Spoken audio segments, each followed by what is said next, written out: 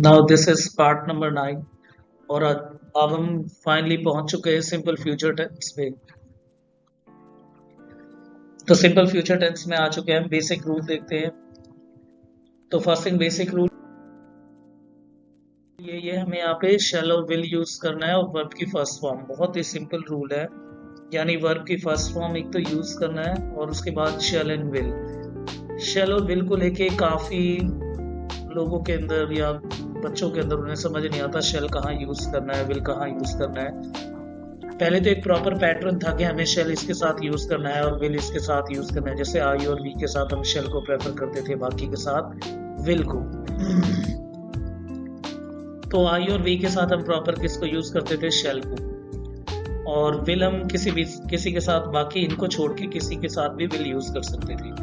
पर जैसे ही American model चलने लग गया, अमेरिकन इंग्लिश ऐसी फेम में आई, तो उसके बाद क्या होने लग गया है कि विल कभी भी यूज करो, किसी के साथ यूज करो, ठीक है। कोई एक पर्टिकुलर रूल नहीं है कि शेल इसके साथ लगाना है या विल इसके साथ लगाना है, ऐसा कुछ नहीं। पर कुछ लोग आज भी इंटेरोगेटिव सेंटेंस जब आते हैं, इंटेरोगेटिव यानी क्वेश्चन मार्क वाले जब आते हैं, तब वो जो है शेल के साथ आई और वी को प्रेफर करते हैं। तो बेसिक ये है कि तुम शेल और विल कहीं भी किसी के साथ भी यूज करो।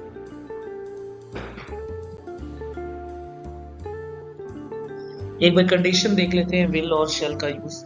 वैसे तो सिंपल यूज ये है कि हम फ्यूचर, या अगर हम फ्यूचर को लेके कोई भी सिंपल बात बता रहे हैं या कोई फैक्ट बता रहे हैं या सिंपल कोई प्लानिंग भी कर रहे हैं हम कोई फ्यूचर को लेके, तब हम शेल और विल यूज करते हैं। इस शेल और विल के लिए मैंने एक बार ये जो फ्यूचर का शेल और विल है, इसको मैंने प्रेजेंट कॉन्टिन्यूस टेंस के थर्ड फ्रेम में भी समझा है।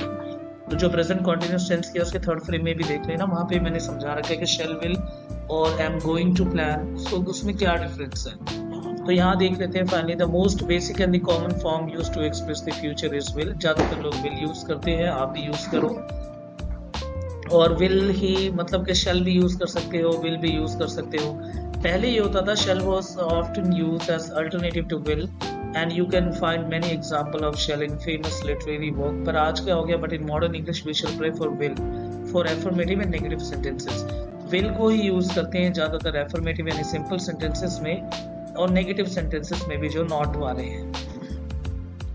बस ये ध्यान रखना, जब ब्रिटिश इंग्लिश को जो फॉलो करते हैं, अमेरिकन को छोड़ के ब्रिटिश इंग्लिश के जो जिन्हें पसंद है, वो ये ध्यान रखते हैं क्योंकि उनमें काफी भाई ज़्यादा जो रूल्स है और प्रोटोकॉल्स वगैरह जो है, सिंटेक्स और सिमेंटिक रूल, कहने का मतलब है वो जितने भी रूल होते हैं उसको बहुत ही सोच समझ के लगाते हैं। ब्रिटिश के जो इंग्लिश वगैरह है, अमेरिका वाले थोड़े से फ्री स्टाइल से बोलते हैं, पर ब्रिटिश वाले नहीं।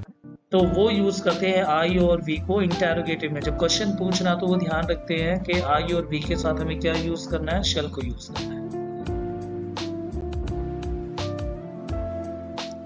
अब यूज ऑफ विल देखो, सिंपल कोई भी फ्यूचर का अगर हमें कोई भी बात बतानी है तो विल का यूज करेंगे। जैसे कि we will be at the hotel until 8 PM, ठीक है। बी ज्यादातर वैसे यूज करते हैं, सिंपल है ये तो, वर्ब का एक सिंपल फॉर्म। वैसे बी अगर हम अटैच करके क्लैरिटी मेंटेन करते हैं कि हाँ, एग्जैक्टनेस और एप्टनेस के भी यूज करते हैं, ताकि बिल्कुल, जैसे कि हम ये भी बोल सकते थे we will be at the hotel until 8 PM, पर बी लगा दिया तो यानी एक तरह से और भी पिक्चर जो है वो हमारे पास सही क्लैरिटी मेंटेन किया है इन्होंने। और कभी हमें प्रेडिक्शन करना हो, भविष्यवाणी करनी हो, तब भी हम ये यूज करते हैं। तो बहुत ही सिंपल है।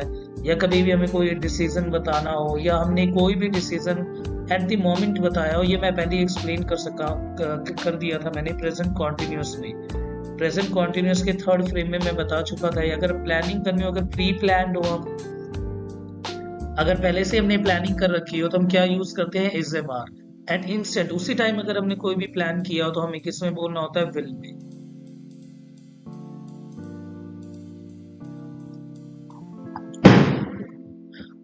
तब हम विल और शेल का यूज करते हैं जब हम एट ए टाइम और इंस्टेंट प्लान करें, उसी टाइम प्लान करें। तो ऐसे प्लान जो है बहुत ही कम सक्सेसफुल होते हैं। इसीलिए जो प्री प्लान है, अगर किसी का माइंड मैप पहले से डिजाइन हो, दिमाग में पहले आपने कोई डिजाइन कर रखा हो, मुझे ऐसे करना है, और उसका एक प्रॉपर एग्जीक्यूशन हो, एक फॉर्मेट हो, तो हम क्या लगाते हैं, प्रेजेंट कॉन्टिन्यूस लगाते हैं। तब हम लगाते हैं इज एम आर। जैसे I am going to give party, इसमें ए एम और गोइंग आ रहा है, तो यानी हम प्रेजेंट कॉन्टिन्यूस लगा रहे हैं। And I will give party, simple मतलब ये कि मैं पार्टी दूंगा। तो उसमें एक पक्का नहीं है कि दूंगा कि नहीं दूंगा, तो जब भी एट द मोमेंट लगाते हैं, कोई भी एट ए टाइम पे यूज करना हो, तब भी हम क्या यूज करते हैं, विल शेल, जिसमें कि हमारा पूरा प्लान या पूरा डिजाइन ना हो। और अगर हमें कोई डिसीजन बताना हो at a moment of speaking, कोई भी डिसीजन हम एट ए टाइम सोचते हैं, कोई भी चीज अगर हम एट ए टाइम करते हैं तो विल और शेल यूज करना है।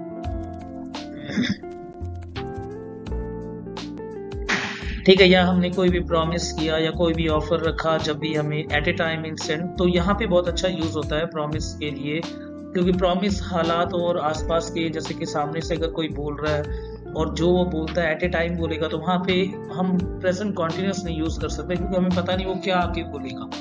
तो एट ए टाइम हम प्रॉमिस के लिए क्या यूज करते हैं, विल। जैसे I will call you when I get home, मैं तुम्हें करूंगा जब मैं घर पहुंच जाऊंगा कॉल, इस तरह से। तभी एट ऑफर या फिर कोई प्रॉमिस करने के लिए विल और शेल का यूज करते हैं। तो ये इंपॉर्टेंट है एक तरह से। या to describe the consequences of conditional phrase. अब कंडीशनल फ्रेज के लिए मैं अलग से एक वीडियो लेके आऊंगा, बहुत ही बढ़िया, जिसमें हम कंडीशनल फ्रेज को अच्छी तरह से समझेंगे,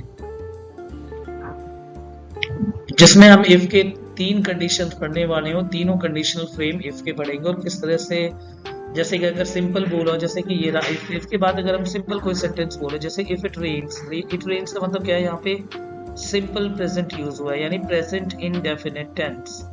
अगर प्रेजेंट इनडेफिनिट टेंस इफ के पहले उसमें ये अगर हम अटैच करते हैं फर्स्ट क्लॉज में, तो सेकंड वाले में हमें क्या यूज करना पड़ेगा, विल और शेल, इनमें से कोई भी एक। जैसे इफ इट रेन्स, तो आगे क्या बोलेंगे, I will take my umbrella. यहाँ ये नहीं बोल सकते I would take my umbrella या I am taking my umbrella, ये सब गलत हो जाएगा। तो यहाँ पे वुड शुड और कोई भी मॉडल्स वगैरह है, या फिर हम कोई आईएनजी वाला कुछ नहीं लगा सकते। अगर हमने पहले इफ के साथ अगर हम फर्स्ट फ्रेम जो है अगर वो सिंपल प्रेजेंट में बोलेंगे, तो अगले वाला हमें क्या यूज करना पड़ेगा, सिंपल फ्यूचर, यानी विल शेल लगाना ही पड़ेगा। अगर नहीं लगाया तो गलत। तो ये बहुत पेपर में क्वेश्चन आता है इस तरह का, जैसे कि इफ इट रेन्स लगा देंगे या कुछ और लगा देंगे सिंपल सेंटेंस में, तो आगे याद रखना सेकंड वाले में वो वुड शुड यूज करेंगे, तो वो गलत है। क्या यूज करना पड़ेगा वहां पे, विल। तो ये फ्रेम है, तो ये तो मैं कंडीशनल फ्रेज करवाऊंगा जब हो जाएगा। शेल की बात आती है, अगर शेल का हम ज्यादातर यूज करते हैं अल्टरनेटिव टू विल। अब आजकल तो कोई वो नहीं है, बस ये ध्यान रखना इंटरोगेटिव में जब क्वेश्चन मार्क वाले सेंटेंसेस आएंगे तब शेल का यूज करते हैं। तो क्वेश्चन मार्क में आई और वी के साथ क्या यूज करना है, शेल। जैसे कि यहाँ पे ये नहीं यूज कर सकते हम, जैसे कि will I make some lunch, नहीं, यहाँ क्या यूज करना पड़ेगा, shall I make some lunch, क्योंकि इंटरोगेटिव सेंटेंस है, तो आई और वी के साथ क्या यूज होगा, शेल। या फिर सजेस्ट करना हो या कोई भी क्वेश्चन हो, जैसे shall we go to the park later, ठीक है, अब ये भी क्वेश्चन है, इंटरोगेशन है, तो आई और वी के साथ क्या यूज करना है, शैल, और बाकी के साथ क्या यूज करना है, विल। नेक्स्ट में हमारे पास ये है, अगर फॉर्मल ऑब्लिगेशन हो, कोई भी अगर फॉर्मल बातें हो, यानी एक ऑफिशियल टाइप की बातें, तो ज्यादातर जो लोग हैं स्लैंग में या फिर बोलने में चलने में ज्यादातर क्या यूज करते हैं, शैल का यूज करते हैं। अब प्रॉमिस में विल भी यूज करो, शेल भी यूज कर लो, इसका ऐसा कुछ नहीं है कि ये यूज करना है स्लाइड में। वैसे आप देख रहे होंगे कि शेल भी लगा रखा है, मैंने कभी विल लगा रखा है, पर ये याद रखना कि फॉर्मल ऑब्लिगेशन में, फॉर्मल अगर कहीं बातें हो तो ज्यादातर जो बिजनेसमैन और ये जो होते हैं वो शेल का यूज करते हैं। अब विल और शेल का क्या है, as a general use, will जो है अफर्मेटिव के लिए यूज होता है, नेगेटिव के लिए यूज होता है, मैंने बता चुका हूँ। और शेल ज्यादातर किन के लिए, आई और वी जब आए तब हमें शेल यूज करना पड़ता है इंटरोगेशन में, इंटरोगेटिव में, यानी क्वेश्चन मार्क वाले में आई और वी के साथ क्या यूज करना है, शेल, और बाकी सबके साथ विल यूज करना है। तो यहीं पे ये फाइनली हमारा ये क्लास हो गई हमारी पूरी। Okay, thank you. अब नेक्स्ट में मैं जल्दी आऊंगा, उसमें मैं बताऊंगा future continuous. Okay, bye, take care.